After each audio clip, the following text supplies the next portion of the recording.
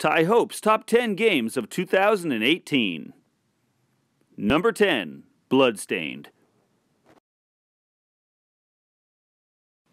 Bloodstained is a love letter to the original 8-bit Castlevania series on the NES, most specifically Castlevania 3.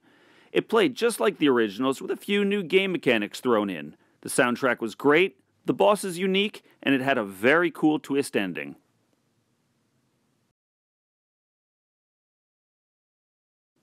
Number 9, Octopath Traveler. Octopath Traveler was a total nostalgia blast for me. It's a 16-bit style turn-based RPG reminiscent of the glory days of titles like Final Fantasy VI. The vast array of characters and extremely well-made battle system made this one a ton of fun. I did find the story to be a bit weak at times, but never lost interest. The music was outstanding. In fact, if I were to make a Best Game Music of the Year award, this would be my clear number 1. Number 8, Dead Cells. Dead Cells combines two of my favorite gaming genres, platformers and roguelikes. The graphic style, atmospheric music, cool weapons, and extremely tight controls kept me constantly engaged. I did find the bosses to be a bit bland though, which was a bit disappointing. Also, the game was a tad too easy as I managed to get the Platinum Trophy on PlayStation in just 4 days. Other than that though, great game, and I strongly hope for DLC coming soon.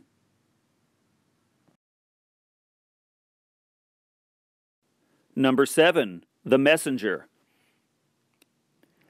One thing I did not expect in 2018 was an old-school Ninja Gaiden style platformer. The Messenger blended 8-bit and 16-bit together in a unique way while offering great controls, a surprisingly good story, and killer soundtrack.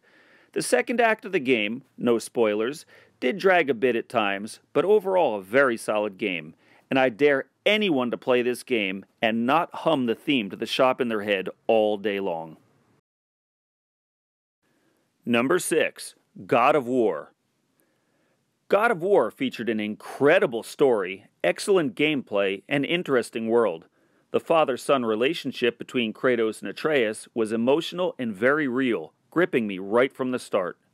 I would have liked a bit more variety in enemies and bosses, but that's a very small nitpick in an overall excellent gaming experience. Can't wait to see where the story goes from here.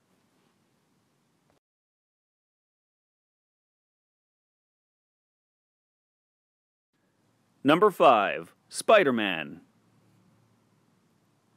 Spider-Man on PS4 was not only a great game, but one of the best Spider-Man stories I've ever seen.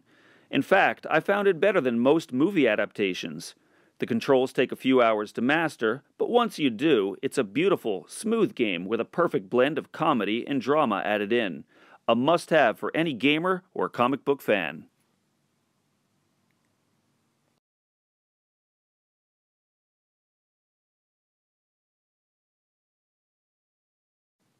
Number 4, Mega Man 11.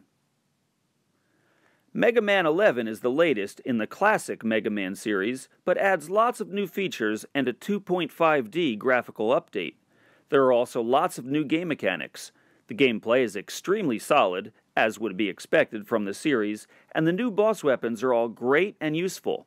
I found the music to be a bit weak by Mega Man standards, but when I changed it to the downloadable remix versions, found the tracks to be much better. The high difficulty and occasional cheap deaths will push many players away, but once you learn the stages, they are a lot of fun. As a speedrunner myself, that's where I found this game to really shine. Very good entry in the series that has me excited for future titles. Number 3, Hollow Knight. Some may say I'm cheating, as Hollow Knight technically first dropped on PC in 2017, but I played the Switch version, which came out in 2018, so it counts. That being said, Hollow Knight is a modern-day masterpiece. The Metroidvania genre has many titles, but most fall way short of the games they're named after. Hollow Knight does not. It's a bizarre yet gorgeous open world that is filled with countless secrets and memorable bosses. The developers went as far as to hide entire regions that one could easily miss on their playthrough. Adding in the 3 possible endings and secret bosses is just the icing on the cake. It's an absolute must-play game.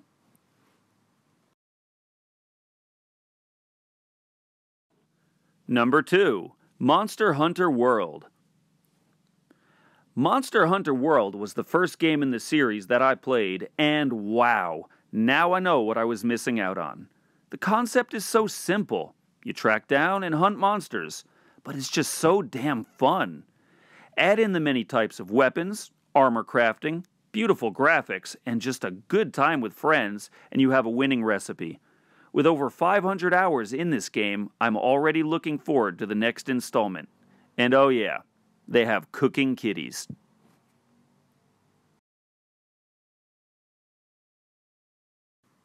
Number 1. Celeste. My choice for 2018 Game of the Year may surprise many, but when looking at my choices, I asked myself, what game left the biggest impression on you? The answer was Celeste. Don't be fooled by the retro-style graphics. Celeste is an absolute masterpiece of precision platforming. The game offers tight controls, unique game mechanics, a wonderful soundtrack, and some extremely challenging stages. But I never once felt as if it was unfair. If I died, it was my fault. The story is deeper than one may expect, and the never give up message left me with a positive feeling. If the main story wasn't enough, there are secret B-side and C-side stages that provide the ultimate platforming challenge. One stage in particular, 7C, may very well be the most difficult platforming stage I've ever cleared in any game. 2018 was a fantastic year for gaming, but only one could win, and for me, it was Celeste.